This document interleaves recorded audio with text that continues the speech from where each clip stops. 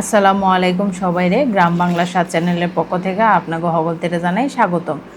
আজকে আমি তৈরি করব গ্রাম বাংলার স্বাদের এক মুখরোচর আলুর দম। অল্প কিছু উপকরণ আর অল্প মশলা দিয়া একেবারে ঘরোয়াভাবে তৈরি করুন, যা খাইতে অনেক সুস্বাদু হইব রুটি, পরোটা আর গরম ভাতের লগে। লন এই আলু দিয়ে আমি প্রসেসিং শুরু করে দিই। এই আলুগুলা দেখতেই পাইতেছেন খুব ছোট ছোট। এগুলারে আমি ভালো করে পানি দেওয়া ডইলা ডইলা দুমো, ভালো করে দুমো যাতে কোনো বালু না থাকে। ছোট আলুতে বালু থাকে অনেক বেশি। এডিরে গুঁড়া আলু কই, এই গুঁড়া আলুটিরে ধুইয়া প্রেসার কুকার ব্যবহার করুন ভালো করে হিজনের লেগা। এই প্রেসার কুকার ব্যবহার করলে সময় কম লাগবো, তাড়াতাড়ি হিজা যাইব। আর যদি নর্মালভাবে হিজাই অনেকটাই সময় লাগবে। এখন আমি প্রেসার কুকারটা বন্ধ করে সরাসরি চুলায় বসাই দেব। দেখতেই পাইতেছেন আমি সাপোর্ট ব্যবহার করছি। চুলার সাইজ আমার বড় আর প্রেসার কুকারের সাইজ ছোট দেখা দিলাম। আগুন জ্বালায় খের দিয়া, এই খের দেওয়ার রান্ধন যে কি কষ্ট, আঙ্গ গ্যারামেরা বইনেরাই কইতে পারবেন এই কষ্টটা। আপনারাও কদ্দুর কমেন্ট বক্সে আমার লগে কষ্ট শেয়ার করে যান। 3টা শীষের পরে এখন আমি বাপটা সরাইলম। বাপ না সরাইলে কিন্তু প্রেসার কুকার বাস্ট হওয়ার সম্ভাবনা আছে। আপনারাও হগলতে প্রেসার কুকার ব্যবহার করলে বাপটা সরাই লইবেন। তারপরে ঢাইলা দিব গরম আলুগুলা। দেখতেই পাইতেছেন সেই গুঁড়া গুঁড়া আলু আমি কখন বাইচ্ছে শেষ করুম। আমার একটু সাহায্য করতে আইয়েন। এই গুঁড়া আলু বাসনের লেগে আমি ঘরেতে দইরা লইয়েছি আমার পোলারে। এই বেড়া, তোর বাপে এই গুঁড়া আলু কিনা আনছে, আমি কতক্ষণে বাসুম, তুইও আমার লগে আয়, বাচ্চা দিয়া যা। 2 মাস এলে শুরু করলাম বাসার কাম। এই গুঁড়া আলু বাঁচতে বাঁচতে 2 মায় ফুতে দফা রফা। গরম গরম আবার বাসন যেত না, সেকা খাইবেন। আলুটি জুড়াইয়া বাসন লাগবো। জুড়ানো মানে হইলে আপনারা যেটা বুঝেন ঠান্ডা করা। এই গুঁড়া আলু চলতে যেমন কষ্ট, খাইতে তেমন সুস্বাদু, অনেক মজা খাইতে, বড় আলুর থেকে অনেক মজা। কি কইতাম, আলু চলতে চলতে চুলার আগুন নিবা পানি, আবার খের দিয়া আগুন জ্বালাই লইলাম।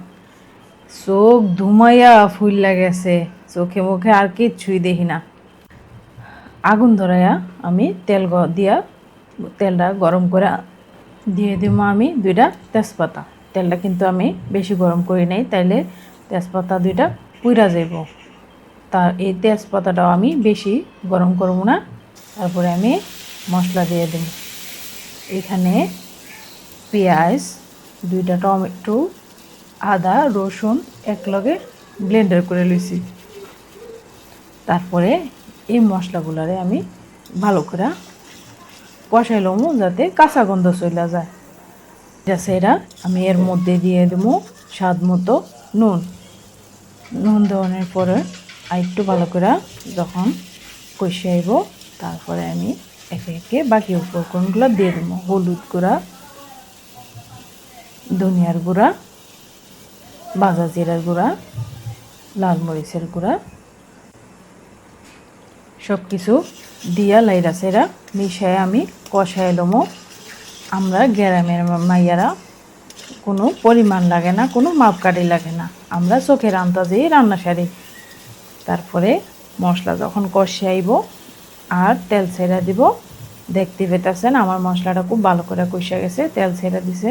তারপরে আমি দিয়ে দিব এগুলাতে আলু। এই গুড়ি গুড়ি আলু দিয়া আমি ভালো করে কষাইলুম। ভালো করে মশলার মধ্যে কষাইতে থাকবো। রান্নার আসল মজাই হয়েছে মশলাতে কষানো। ভালো করে কষানো হয়ে গেলে আমি কিছু পানি দিয়ে দিব, যাতে মশলা আর আলু ভালো করে মিশা যায়, সুন্দর মতো একটা মাখা মাখা ঝোল আসে। এই যে টকবক করে ফুটতেছে, ওখানে আমি এই ফুটানোর মধ্যে আমি দিয়ে দিব গরম মশলার গুঁড়া। এখানে আমি 2টা এলাচ, অল্প একটু দারচিনি আর গোলমরিচ নিয়ে একসাথে ব্লেন্ড করে নিচ্ছি। এই গুঁড়াটা দেওয়ার মানে হচ্ছে আলুর দমের অন্যরকম একটা পরিপূর্ণ মজা আওয়ান। এইটারে আমি আরেকটু জাল করবো যতক্ষণ না ঝোলটা আরেকটু ঘন হয়ে আসে আর আলুটা ভালো করে সিদ্ধ হয়ে যায়। এর ফাঁকে আপনার হাতের কাছে যদি টক দই থাকে মিলাই দিতে পারেন টক দই, তাইলে এর স্বাদ আরও দ্বিগুণ আকারে বাইরে যাব। আমার হাতের কাছে নাই দেখে আমি দিতে পারি নাই। আমার এই ভিডিওটা যদি আপনার কাছে ভালো লাগে অবশ্যই কমেন্ট করে জানাবেন, আর আমার জন্য সবাই দোয়া করবেন। আমার যদি কোনো ভুল ত্রুটি হয়ে থাকে ক্ষমার দৃষ্টিতে দেখবেন। মাটির চুলার আগুন আর ন্যাচারাল সব উপকরণ দিয়ে গ্রাম বাংলার রেসিপি উপভোগ করার জন্য সবাইকে জানাই ধন্যবাদ। সবাই ভালো থাকবেন, সুস্থ থাকবেন। আল্লাহ হাফেজ।